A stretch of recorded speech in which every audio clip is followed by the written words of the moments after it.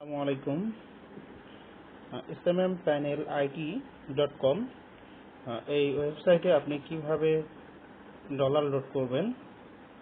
তো যারা mobile device use করে ডলার লোড করতে চান তারা প্রথমে আপনি সাইন আপ করবেন। সাইন আপ করার পর আপনি এরকম একটি স্ক্রিন দেখতে পারবেন। এটি আমাদের একটা ক্লায়েন্টের অ্যাকাউন্ট, আমাদের এখানকার একজন ক্লায়েন্ট।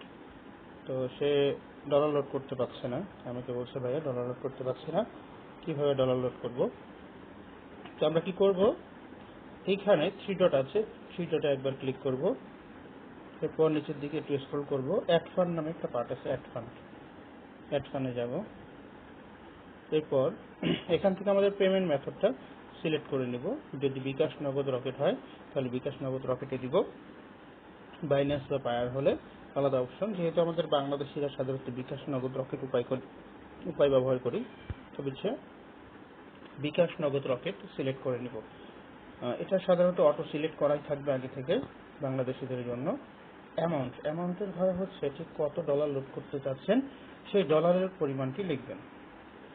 তো $1 লোড করতে চাচ্ছিলাম, এই জন্য 1 দিলাম। এরপর অ্যাড ফান্ডে চাপ দিব।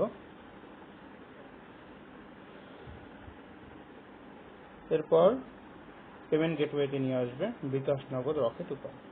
এখন আপনি টাকা কোন ওয়ালেট থেকে পাঠাতে চাচ্ছেন, বিকাশ হলে বিকাশ, নগদ হলে নগদ থেকে পাঠাবেন, রকেট হলে রকেট থেকে পাঠাবেন। আমি চাচ্ছি বিকাশ থেকে পাঠাবো, তাই বিকাশে ক্লিক করব। এরপর একটা ইনস্ট্রাকশন পাবেন। 124 টাকা $1 রেট সমান, $1 সমান সমান 124 টাকা। এখানে বলা আছে যে সেন্ড মানি করতে বলা হচ্ছে, এখানে বলা হচ্ছে প্রাপক নাম্বার হিসাবে এই নাম্বারটি লিখুন।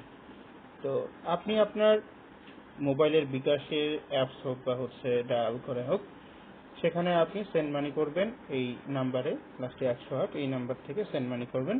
তো সেন্ড মানি করলে একটি ট্রানজাকশন আইডি পাবেন, সেই ট্রানজাকশন আইডিটি এখানে দিয়ে দিবেন। দেওয়ার পর ভেরিফাইয়ে ক্লিক করবেন। তো পেমেন্ট কমপ্লিট হয়ে গেছে। টাকা পাঠানোর পর ভেরিফাইড করে নেবেন। এরপর আপনি নিউ অর্ডারে চলে যান। এই যে আপনি ড্যাশবোর্ডের মধ্যে আপনার নিজের টাকা কত আছে সেটা দেখতে পারবেন। ওকে, আসসালামু আলাইকুম।